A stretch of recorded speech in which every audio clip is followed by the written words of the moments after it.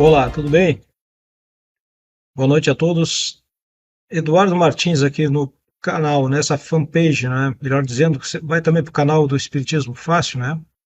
A gente fez algumas alterações no dia de hoje. Mudamos aí o nome que nós tínhamos anteriormente, né? E passamos para de Espiritismo Fácil, passamos para a doutrina. E vamos abrir essa transmissão aqui, a primeira transmissão que vamos fazer. E não é fácil fazer uma transmissão ao vivo, né? Falta um pouco de experiência, etc. Mas vamos lá. Agora, no próximo dia 18 de abril, é uma data comemorativa, não é? 167 anos de o lançamento do Livro dos Espíritos, de Allan Kardec. Então é uma data importante para todos nós que somos espíritas. Diante disso, já de algum tempo eu venho analisando, pensando, né, um pouco mais sobre os ensinamentos do Espiritismo, né, que ele nos traz, que ele nos apresenta. Então, resolvemos dar um passo diferente dentro do trabalho da doutrina espírita, com vistas a realmente buscar aquele conhecimento que ele, de alguma forma, te leva a agir, te leva a modificar, certo? Já de algum tempo que a gente observa no meio espírita a ênfase muito forte na parte da religiosidade, ok? Então, isso é importante, sim, mas quando a gente estuda a doutrina na sua parte bem específica, não é? Quando Allan Kardec traz todo um contexto novo, né?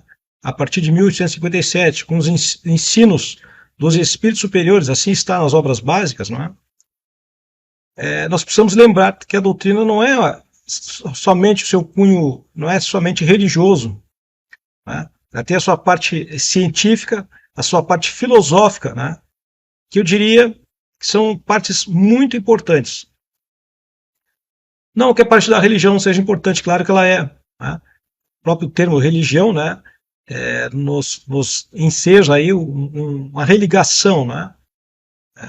Seria isso, um religamento com Deus, né? E com Jesus, obviamente. Então, todos os ensinamentos que Jesus nos trouxe, né, eles são trabalhados dentro da doutrina espírita por Allan Kardec, com assistência dos espíritos superiores. Ok, é importante eu ter essa ênfase na religião, porém, a gente não pode ficar só na religião, né? Porque o que eu noto ao longo de muito tempo já é como disse antes, uma ênfase muito grande na religião, em detrimento do estudo mais aprofundado e reflexivo, né? E todos nós falamos na doutrina espírita que é uma fé raciocinada. Né? Ok, a fé raciocinada, ela tem que permitir a cada um, conforme a sua possibilidade de compreensão, a sua percepção, o seu entendimento. E muitas vezes nós vemos, até mesmo nas atividades de estudo, né, uma entrega, um pacote pronto ali, e quase que ele não é trabalhado, quase que ele não é questionado. Bom, a partir dessa mudança que nós estamos fazendo aqui, tanto na página do Facebook, quanto lá no canal do YouTube, nós vamos começar a trabalhar um pouco mais sobre essa questão de como entender a doutrina. E para isso a gente precisa mergulhar lá no ensinamento do Kardec, não é? É bom lembrar também que o Kardec foi discípulo de Pestalozzi. Como que era o método de Pestalozzi, né, para ensinar? Um educador, né? Talvez um dos maiores educadores que nós já temos notícia. E muitas vezes isso nos escapa no meio espírita, não é? Nos passa longe e a gente não entende como que a gente pode realmente compartilhar o ensinamento da doutrina de forma que ele seja transformador. Porque, do nosso entendimento, nosso modesto entendimento, vamos colocar assim, a doutrina ela é educadora. Tá? O próprio José Herculano Pires, há muito tempo atrás, colocava isso também.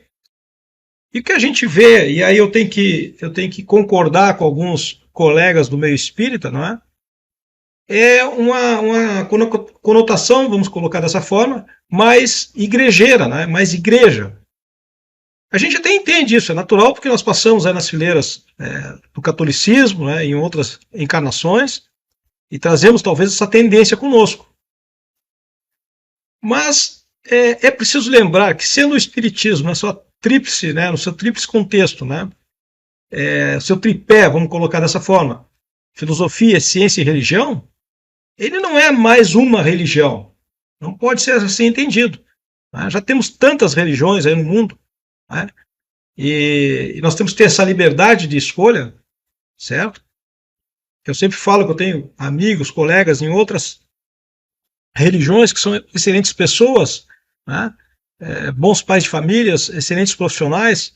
Então a gente respeita muito as demais religiões, mas o espiritismo em si ele não pode ser tratado única e exclusivamente como uma religião, né? Porque, como disse, ele tem todo um método experimental, né? Kardec coloca lá, principalmente na sua parte mediúnica, e nós cometemos às vezes esse equívoco de passar muito longe disso, né? E quando abordamos de forma superficial.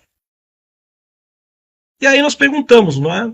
Quando nós criamos lá a nossa casa espírita, nosso centro espírita, né? Qual é realmente a finalidade de tudo isso, né? Desse trabalho? E aí, quando se funda uma casa espírita, muita gente vem colaborar, muita gente é chamada a colaborar, etc. Né? No nosso entendimento, a casa espírita, o centro espírita, deve ser educador, né? Deve ajudar na transformação moral, né? Que todos nós precisamos. Mas é bom lembrar que nós estamos encarnados, nós estamos aqui na matéria ainda, tá? Sujeitos aí às nossas emoções, né? Sujeitos a sermos realmente quem nós somos. E muitas vezes parece que a gente coloca lá uma máscara, né? Coloca alguma coisa assim, naquele momento lá da religião, lá dentro da casa espírita, e eu estou falando aqui em geral, né? E temos uma outra postura. E aí, na nossa casa, no nosso trabalho, né, na rua, muitas vezes a postura não é tão condizente quanto nós temos lá na casa espírita, no centro espírita. Isso é compreensível, é natural, porque estando na casa espírita a gente já está dando o primeiro passo, né? Praticando as melhores ações, se esforçando, né, para uma transformação.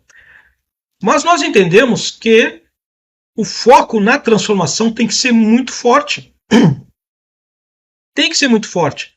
E para ser forte, o estudo tem que ser muito bem trabalhado, tem que ser planejado, tem que ser organizado, não é? Para atender aquelas pessoas que chegam à casa espírita. E principalmente a questão do preparo, né? Porque nós sabemos que tem, por exemplo, o aspecto da mediunidade. Ok?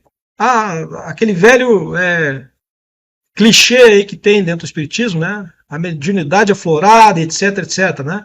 Ok. Mas Allan Kardec nos ensina lá no Livro dos Médiuns, né?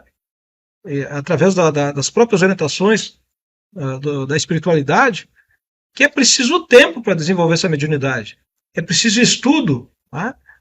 É preciso que aquela pessoa se identifique naquele meio que ela vem, que ela vai estar, né, na casa espírita, até para poder harmonizar aqueles companheiros espíritos que estão com ela, certo? Então precisa realmente de tempo. Eu lembro aqui, por experiência, de vários anos numa casa, né, sem nunca ter sequer adentrado a sala mediúnica, nem sabia onde era a sala mediúnica. Vários anos trabalhando, né, numa livraria, né, participando do grupo de estudos, certo? Nunca soube realmente, naquela casa que eu trabalhei há algum tempo, nunca soube onde era a mesa mediúnica, nunca tive contato com a prática mediúnica lá dentro. Posteriormente, numa outra casa espírita, a mesma coisa, né, até chegar o momento realmente que nós somos convidados a trabalhar a prática mediúnica. Vejam quanto tempo foi preciso, não é? E tudo isso está aí nas obras espíritas, está aí evidenciado, não é? Tem as orientações da espiritualidade. E aí o que nos faz um pouquinho aí pensar a respeito, que muitas vezes nós temos o conteúdo ali, falamos o conteúdo, colocamos para os outros, Mas na hora de fazer a prática, a gente faz o contrário. Tá? E isso, de certa forma, surpreende um pouco.